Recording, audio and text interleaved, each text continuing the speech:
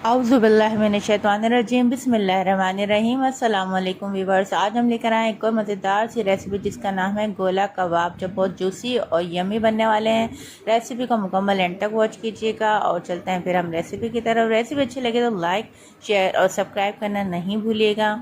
जी, हमने लिया है 700 ग्राम कीमा, इसको पीस लिया है। पीसने के बाद हमने इसमें डाल दिया है नमक हस्बे ज़रूरत, लेकिन मैंने जितना डाला है उसमें 700 ग्राम में मैंने डाला है इसमें 1 टीस्पून सॉल्ट और 1 टीस्पून रेड चिली पाउडर डाल दी है। हल्दी हाफ़ टी स्पून, पिसा हुआ गरम मसाला हाफ़ टी स्पून, लहसुन अदरक का पेस्ट डाला है 1 टीस्पून भर के डालिएगा। और ये कच्चा पपीता हमने लिया है हाफ़ टी स्पून।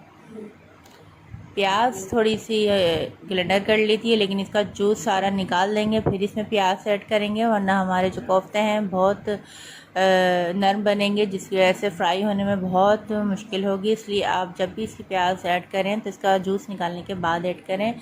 यह हमने मसाला अच्छे से मिक्स कर लिया है। मिक्स करने के बाद हम जो मेन चीज़ भूल गए थे, अगर आपके पास ना हो लेमन, अक्सर ऐसा होता है कि लेमन हमारे घर में मौजूद नहीं होते, तो हम टाटरी पाउडर ऐड कर लेते हैं। टाटरी पाउडर तो ऐसी चीज़ है जो आप एक बार मंगा के स्टोर कर सकते हैं और आपको बर वक्त आसानी से मिल सकती है, और टाटरी का भी जायका बहुत ज़बरदस्त आता है। और हमने इसमें डाल दिया है गोला कबाब का मसाला 1 टीस्पून।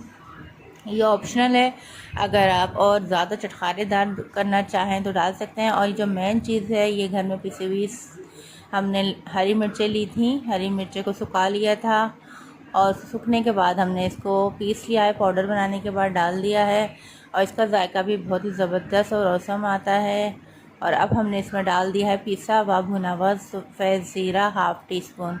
अब अच्छे से हमने इसको मिक्स करके रख लिया है तकरीबन 2 घंटे के लिए। 2 घंटे के बाद आपका अच्छा सा फ्लेवर इसमें आ जाएगा और हम इसको ज़बरदस्त तरीके से गोला कबाब रेडी कर लेते हैं। ये गोला कबाब बना के हमने रेडी कर लिए हैं, आपके सामने हैं। और दूसरी तरफ हमने फ्राई पैन को गर्म करने रख दिया है।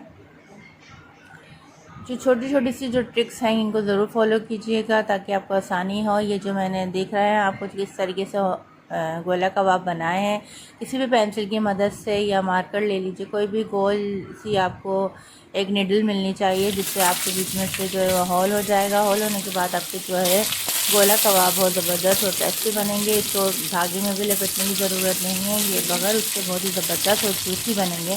अब जल्दी से फटाफट इसको फ्राई करते हैं।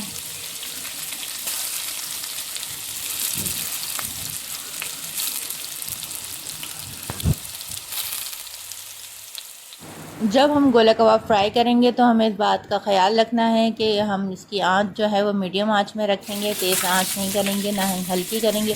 हल्की करेंगे तो ऑयल सारा जो है ये कबाब पी जाएंगे, और अगर तेज़ करेंगे तो हमारे कबाब जल जाएंगे। इसलिए इसको मीडियम आंच में ही फ्राई करना चाहिए। अब जल्दी जल्दी हम बाकी गोला कबाब भी फ्राई कर लेते हैं।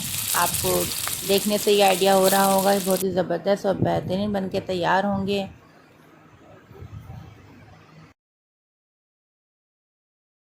मज़ेदार से गोला कबाब हमारे फ्राई हो चुके हैं, आपके सामने हैं जूसी जूसी मज़ेदार से यमी से बेहतरीन। आप इसको खाएं पूरी के साथ या पराठों के साथ, एज़ यू विश। बहुत ही ज़बरदस्त और मज़ेदार ये गोला कबाब बन के तैयार हुए हैं।